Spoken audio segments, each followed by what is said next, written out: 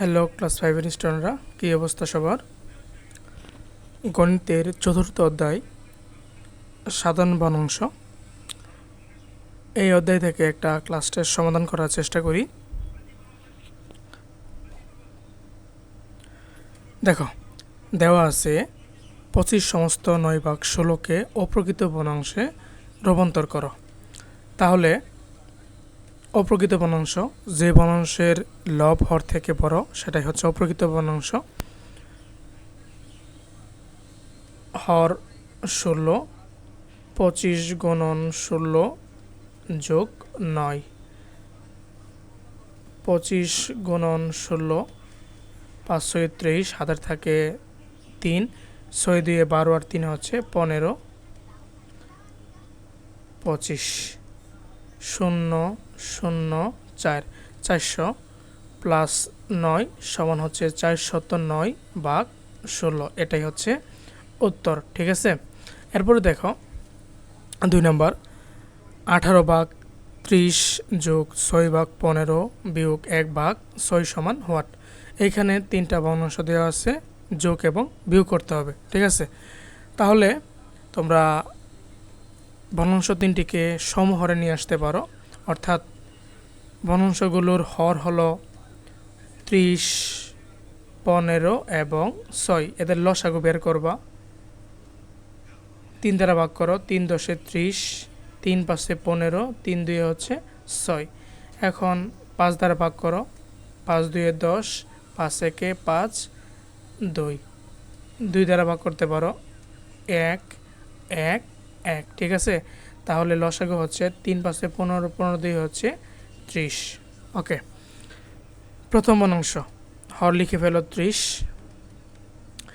30কে 30 দ্বারা ভাগ করলে পাওয়া যাবে 1, 1 দ্বারা 18 গুণ করলে পাবা 18, যোগ 30 লিখে ফেলো, 30কে 15 দ্বারা ভাগ করলে পাবা 2, 6 × 2 হচ্ছে 12, বিয়োগ 30, 30কে 6 দ্বারা ভাগ করো পাবা 5, 5 × 1 = 5। ঠিক আছে, এখন হর হচ্ছে 30, হরের লসাগু হচ্ছে 30, 18 যোগ 12 বিয়োগ 5, 18 আর 2 হচ্ছে 20, 30 থেকে 5 বাদ দিলে পাওয়া যাবে 25, ভাগ হচ্ছে 30।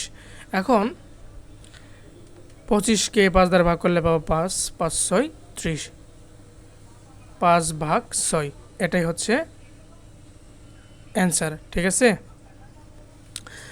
এরপরে আসো 3 নম্বরে,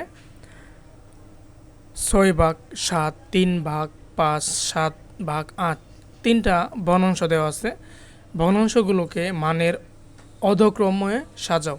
আচ্ছা, অধক্রম বলতে বোঝাইতেছে বড় থেকে ছোট আকারে প্রকাশ করতে বলছে। আচ্ছা, অনুরূপভাবে এইখানে তোমরা 7, 5, 8 এর লসাগু নিবা, 7, 5, 8।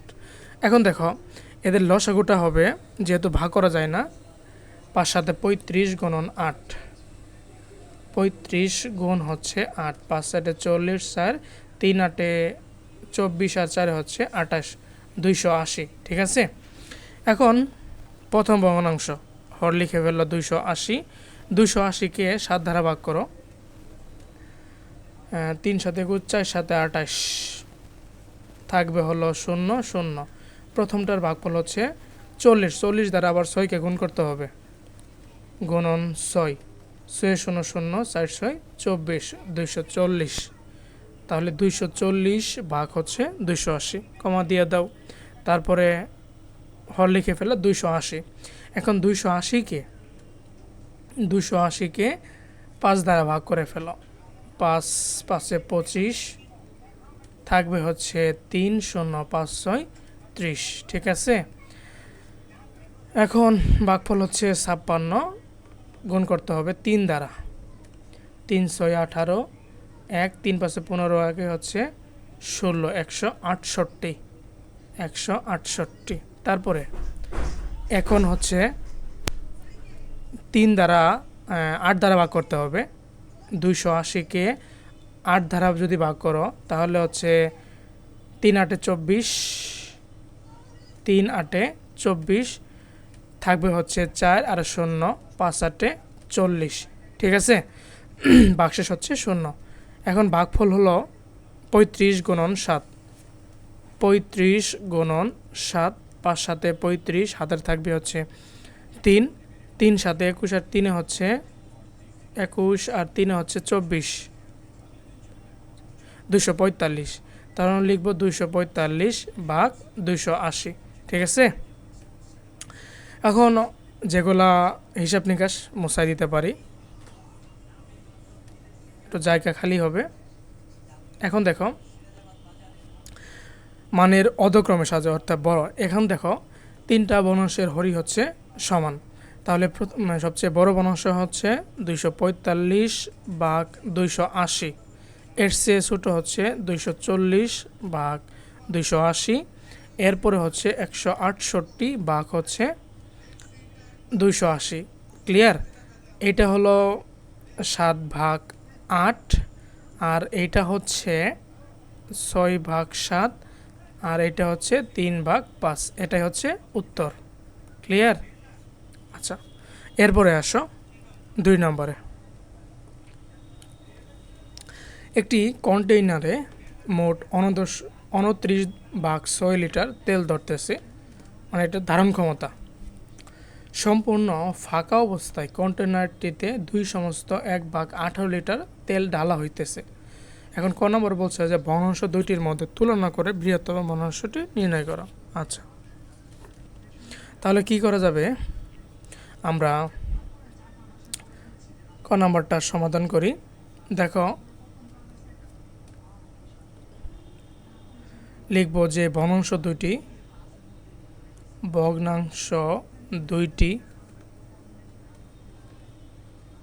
যথাক্রমে বা হলো 29 ভাগ 6, কমা হচ্ছে 1 ভাগ 18।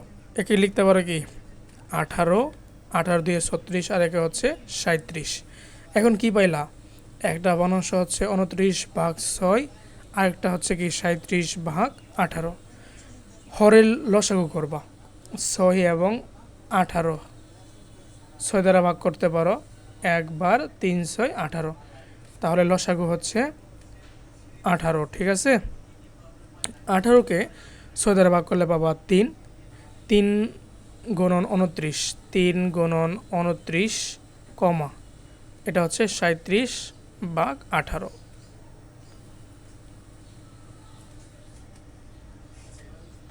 3 9 27, হাতের থাকবে 2, 3 2 6, আর 2 হচ্ছে 8, 87 ভাগ 18, কমা হচ্ছে 37 ভাগ 18। এখন দেখো ভগ্নাংশ দুইটির মধ্যে তুলনা করে বৃহত্তম ভগ্নাংশটা। অতএব নির্ণয় বৃহত্তম ভগ্নাংশটি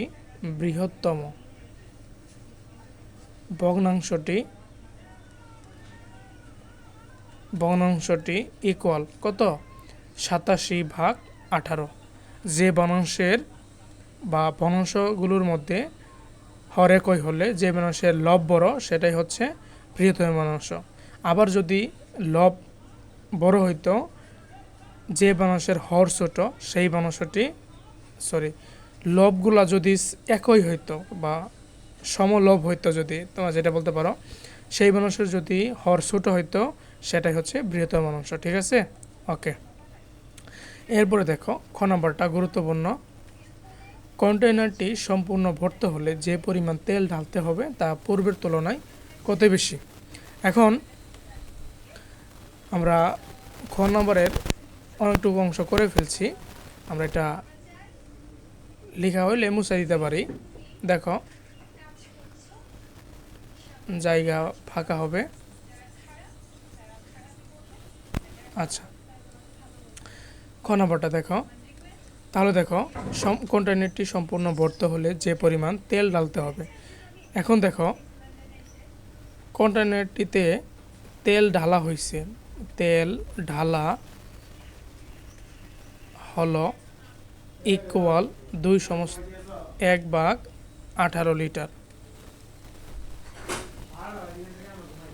ইকুয়াল 18, 36 আর একে হচ্ছে কি 37 লিটার। এতটুকু তেল ঢালা হয়েছে। আচ্ছা, এখন প্রশ্নে দেওয়া আছে যে কন্টেইনারের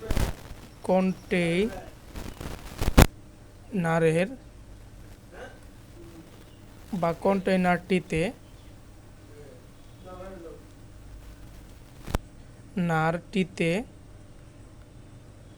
তেল ধরে ইকুয়াল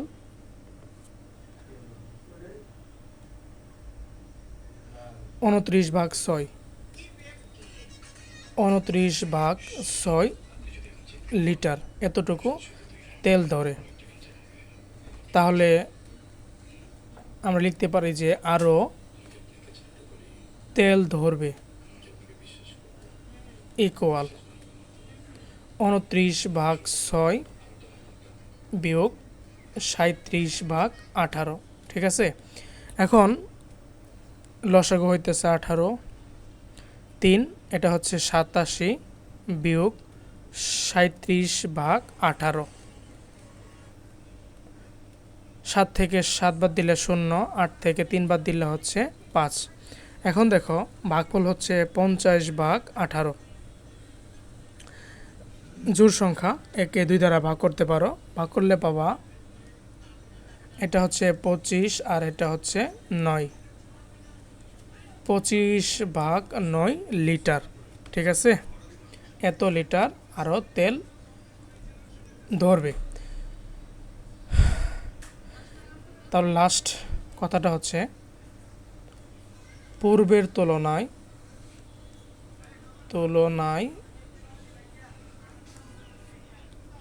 বেশি ঢালতে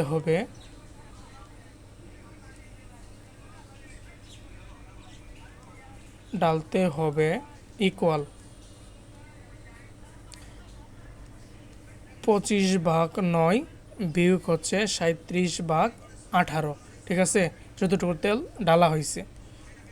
লসাগু হবে 18, 2 50 বিয়োগ 37, 13/18 লিটার আরও বেশি তেল ঢালতে হবে। ঠিক আছে, তাহলে ক্লিয়ার। আমি আবার রিপিট করতেছি যে কন্টেইনারটিতে তেল ধরে হচ্ছে 29/6 লিটার, তেল ঢালা হইতেছে 37/18 লিটার। তাহলে আরও তেল ধরবে হচ্ছে কত লিটার? 25/9 লিটার তেল কি আরও ধরবে।